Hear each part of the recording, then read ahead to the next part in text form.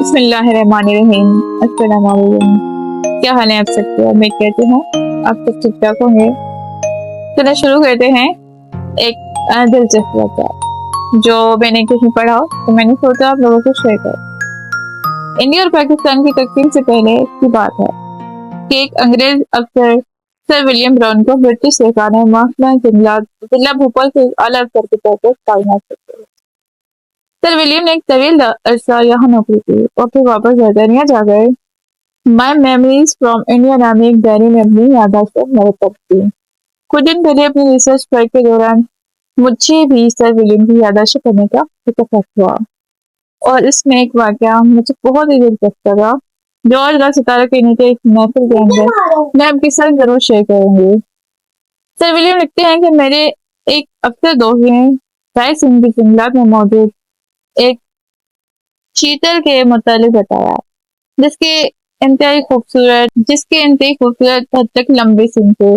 خوبصورتی کا شوقین ہونے کے ناطے میں نے رائے سنگھ کے جنگلات میں ہر طرح تلاش کروایا لیکن وہ ٹھیک ہے شاید ہمیں دور سے ہی آتا کہیں دیکھ کر چھپ جاتا تھا۔ یہاں تک کہ ایک دن میں نے خود مقامی دیہاتی لوگوں کی طرح دھوتی اور ان کا لباس پہنا اور اپنے ساتھ 2 گائیڈز کے ساتھ رکھ لیا۔ رائے سنگھ کی گھاٹی میں ٹریکنگ کرنے چلے گئے۔ ناقابل یقین حد تک لمبے اور خوبصورت سنگوں والے سفر مجھے شہرت کے ڈائریکٹر سے شدید کھڑا دکھائی دیا۔ یہ واقعہ سنانے کا مقصد آپ کو یہ بتانا تھا کہ بعض اوقات جنگلی جانور مقامی لوگوں کو ہولیے اور وضع قدر سے اتنے مانوس ہو جاتے ہیں کہ ان کے سامنے آنے پہ گھبراتے تک نہیں ہے۔ اور یہاں سے شروع ہوتی ہے ہماری اصل کہانی پالی پور کے ایک شہر رحمت کی۔ ایک انتہائی خوبصورت دھاڑیوں والا شہر جو رہتا تھا پالی پور کے غار میں، لیکن ہر روز جنگل کی ایک اونچی چٹان پر بڑی شان سے بیٹھ کے پالی پور کے درخت، خوبصورت جنگل اور دیہات کو دیکھا کرتا تھا۔ لیکن سچی خوبدندی سے گزرنے والے اس دیہاتی کو کبھی اس میں کوئی نقصان نہیں پہنچا۔ یہاں تک کہ گاؤں والوں میں یہ بات مشہور ہو گئی تھی کہ دراصل ایک نیک مجذوب کی روح ہے جو شیر کے روپ میں پالی پور کی حفاظت کرتا ہے۔ کیونکہ زیادہ تر لوگوں کے دماغ میں یہی ہوتا ہے جو گاؤں کے لوگ ہوتے ہیں کہ یہ ان میں کوئی کسی اچھی چیز کی روح آ گئی ہے۔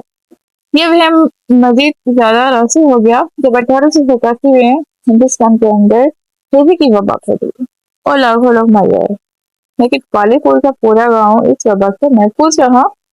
تو یہ یقین مزید پکا ہو گیا کہ یہ حفاظت اس شہر کی رحمتوں کی وجہ سے ہوئی ہے اور یوں گاؤں والوں نے اس کا نام رکھ دیا رحمت۔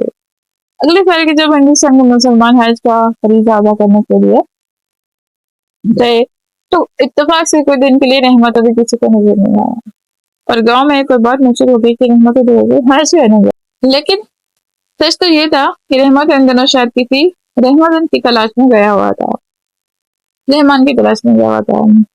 پھر ایک مرتبہ گاؤں کا ایک آدمی بیل گاڑی کے نیچے آ کر زخمی ہو گیا۔